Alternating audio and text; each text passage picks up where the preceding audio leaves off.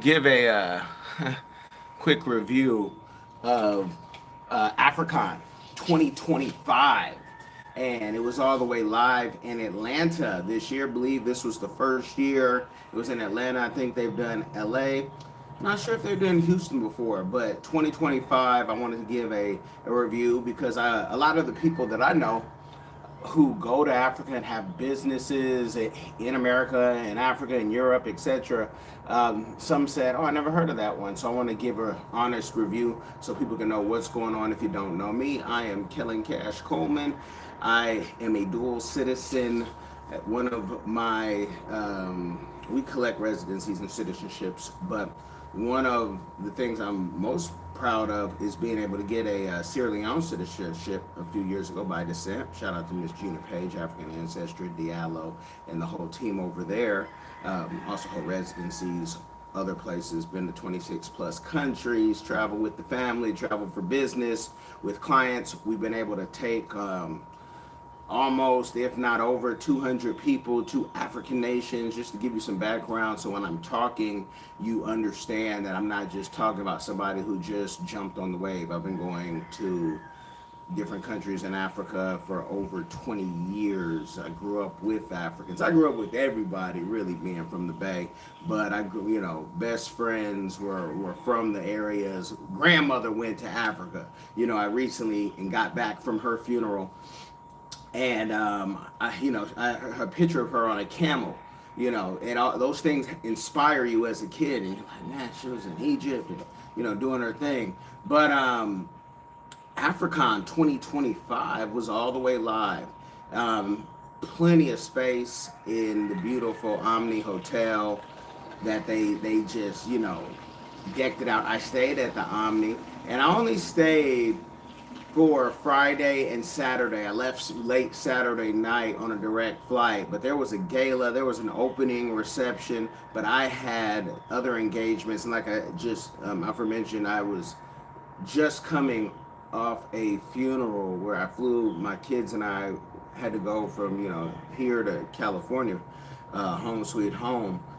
And we saw an advertisement on someone else's video, I believe it was. And my wife said, "You have to go to that." And I said, "Huh? What? She's like, "No, you have to go." And by the third time she reminded me, I was like, "I already got my ticket. You ain't got to beg me to go travel. That's what I do." I snapped out of whatever stupor I was in. And they actually had free sponsored tickets. And that allows somebody who doesn't know what's going on to say, "Hey, let me get into this." And then if you get there, you can try to buy add-ons if you want. I just stuck with the free ticket, and like I said, this is fresh off, so they're still doing stuff at the thing, but got this green wristband, and went to all the free things I could get. And the free gets you a lot. Let me tell you, the free gets you a lot, to the main sessions, to some side sessions. There are some VIP workshops and areas that one we were kicked out of, but we weren't properly prepared. At that time, I had probably a group of 4 or 5 people. It was our caravan. And they're like, "Hey, are you?" Because they knew we didn't belong. Because I think they knew who they were meeting with. And then I looked at the sign after. I'm like, "Oh, VIP. Okay, yeah, we didn't schedule any meeting or anything like that." So yeah, but it was all good. It was all love, and things were cool. Now, you could try to find negatives of any conference if you want, but it's really about what you're going for. I was really going there just to learn and network and see what I was missing. And, Fidelity, I believe Nigeria was a major sponsor, FNITCC, or maybe Cut 1C, but you guys can play around and Google that and look on their beautiful website too. But it was cool, and I was, I had shared it with clients and friends, and that's why I had a small caravan of people with me, at least for that day. But I'm one of those that when I go to a conference, I'm gonna find my tribe. And I even found, my guy Abs came through, my Graham fam, Shantae in Atlanta. If y'all don't know Shantae and you need anything done in the African space, she's very connected, always willing to help and give. and her time is coming when she gets to Africa. I hope she stays, because she's gonna win big, just with the spirit that she has. And she introduced me to her friend, who Kevin Ford, definitely has a book in him. But I'm trying to stay on point with the African review, just giving you some layout of my experience. My guy Yona came through. Him and I used to work in the same building in Washington State near Seattle, and I introduced myself, and I kept staring at him, and I'm like, I know this guy, because he looks like the actor from The Best Man, Harper, I believe is his name, or the writer, whichever one is the writer, whatever. So African, beautiful. Somebody had said on the second day, and Luis Auntie's Puff Puff, who also does hair. That's my friend, dear friend. And so we're all out there. But somebody had said, hey, where's all the food? And there were plenty of food businesses, plenty of vendors from all over Nigeria. Claude Kamali, I'm going to mess up the name, the Cameroonian superstar fashion designer, Saks fashion designer, United Airlines fashion designer. She was in the building. I didn't get to talk to her. I talked to a representative, and everything was about Cameroon when I heard, but they were always so busy. And I wanted to talk to everyone, but sometimes you just got to get names, run with it, send people DMs, and that's all you can do, because everybody wants to talk to, the winners, especially the people that they know are winning. There were some people who had their food businesses, like the product, the pounded yam, the spice. I actually got some spice. Hope to have that brother on my podcast, Diversified Game. Go check that out. But it was packed with people. And even there was one Ethiopian vendor. And if they ever do this in Washington, D.C., I know the Ethiopians are going to show out. But I was wearing the same cross, and she was probably the only person to know, that this is the cross of Lalibela. And I got it in Lalibela, Ethiopia this year. And, it just, it's always nice to see everybody from the continent. And I hope that, whether it's in Atlanta or in D.C., more Africans, hopefully Rwanda and more South Africans show up, more Kenyans show up, Uhaligani, South Africa, well, Kenya and Sabona, South Africa, more Malawians, Mulibonji to Malawians, more of them come out, so we can really show out, and even have to get bigger venues. The venue was plenty of space, plenty of floors. Truth of God was in the house. I actually stayed for worship before jetting out on my plane, and Gino preached. I caught it while I was at the airport, and in the plane I caught the sermon. But I was happy to see him. I just thought it was. I said, did the Muslims just get their own floor and there's a private event? So nosy me, which I would have avoided this staying at the Omni. I could have just crossed over, but on the day I had to leave, I left my bag at the bellhop, went outside. I said, let me just go outside, touch the air real quick, the sun, walked, and that's how I found the Truth of God conference. And that was beautiful, being able to talk with them. So it was plenty going on.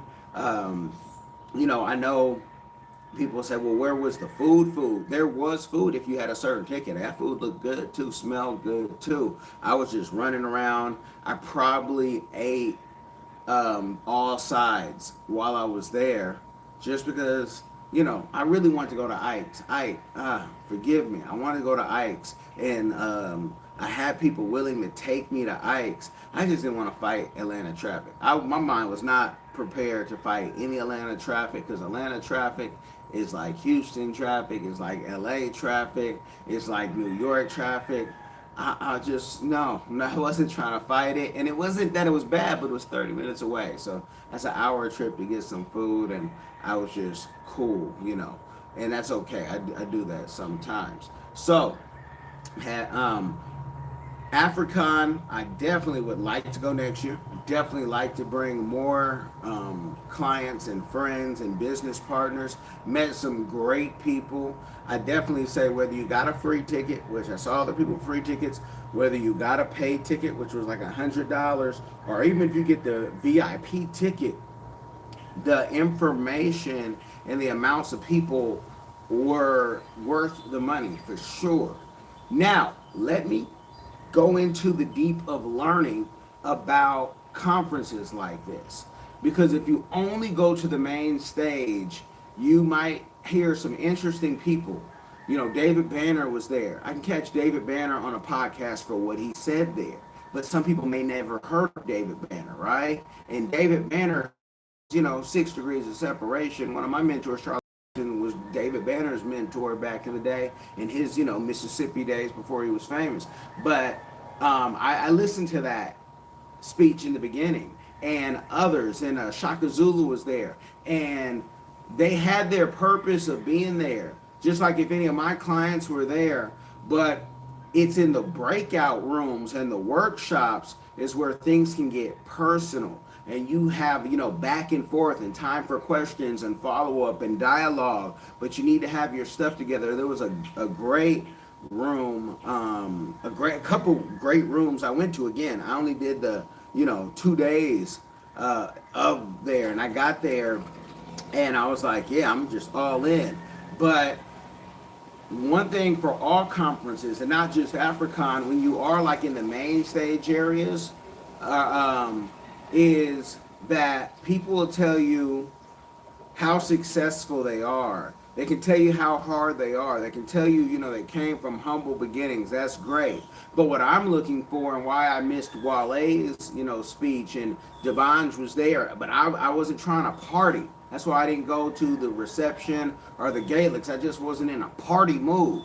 But the reason why is I want to know who are the key players we can connect. Because sometimes people get on the main stage and they just go off, security or the entourage. They have places to be, I doubt everybody who was on the main stage was, coming for the money. I highly doubt that. They were coming for the love of Africa, of the love of the diaspora, to try to connect so others can do business. So there were no bad speeches, but there were just some things that I've heard this. I've been going to Africa, like I said, 20 plus years. I know people, we have a business in Africa. I got a home in Africa.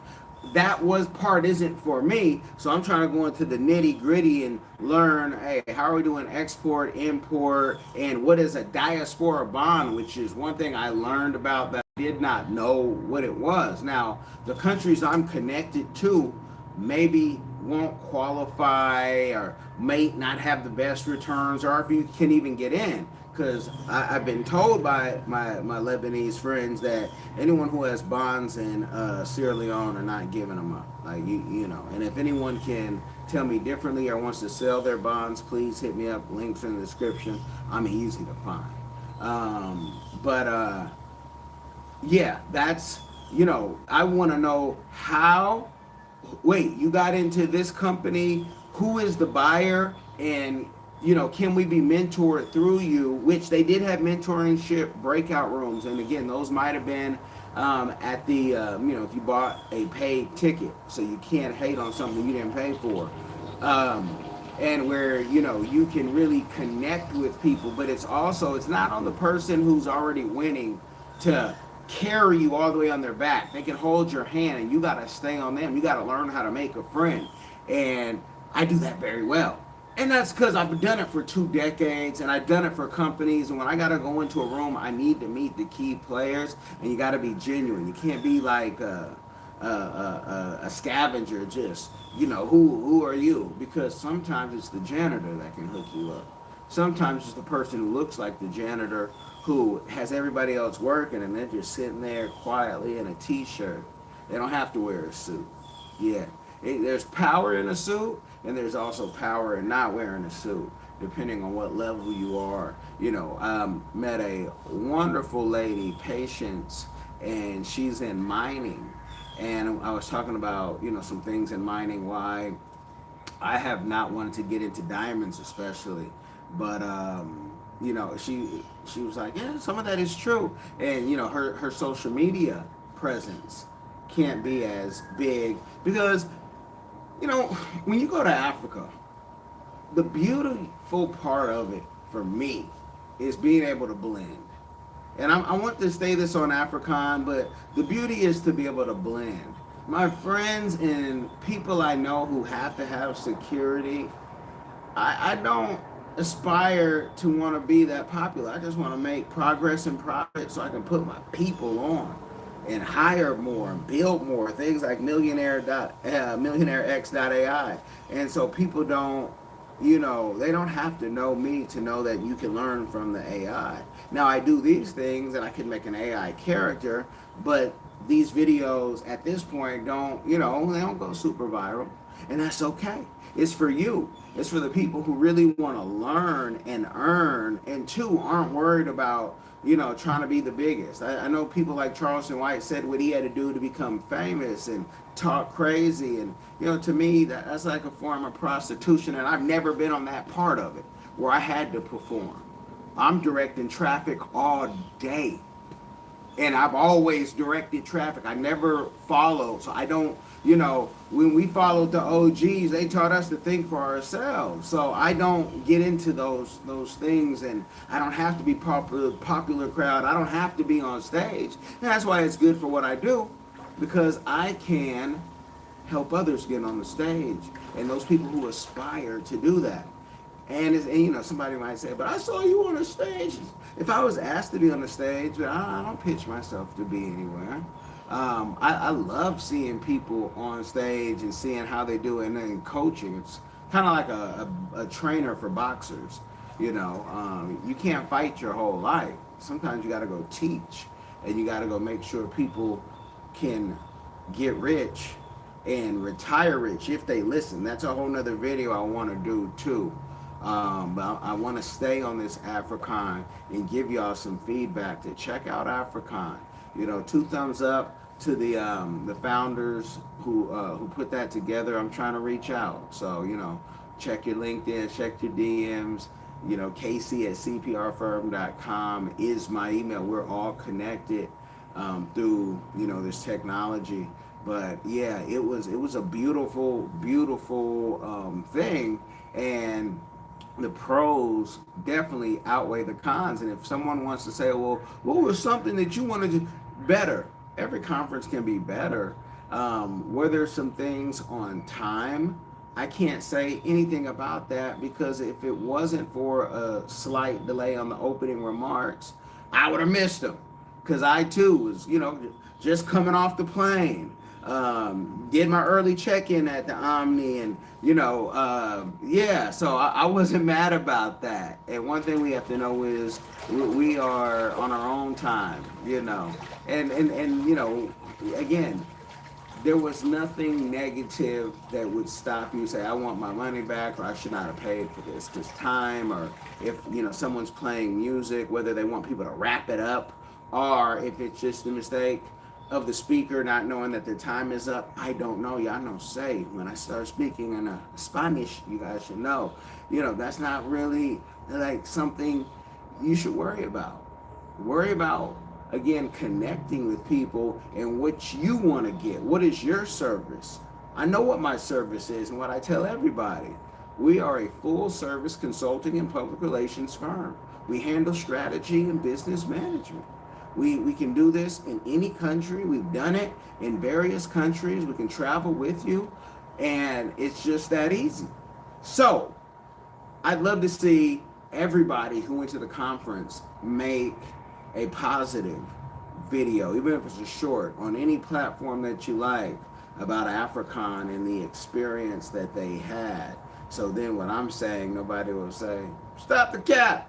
Nah, it was beautiful, and nobody paid me. Again, I was not paid to be there. I don't know the founders yet, but I do hope that I can get my people, my clients, my friends, my family who's connected, who I know have added value. Because one great thing that they did do is they brought people that live in Nigeria or live in another country, and they're here, and maybe they live here, or maybe they go back and forth, but a lot of people live in Nigeria that came. But they also had people who are from the diaspora, the Black American, the Black British, the Sudanese American, you know, they were there in the room so they can speak from different things. Because when you go to most YouTubes, y'all notice how, like, I was watching one, the African American woman and the African women, and for the African American women, which none of them have been to Africa. How do we have them talk and just have that thing? Get some people. I know too many people I could have, you know, hit up. So I'm going off the rails. AFRICON 2026. We look forward to that one.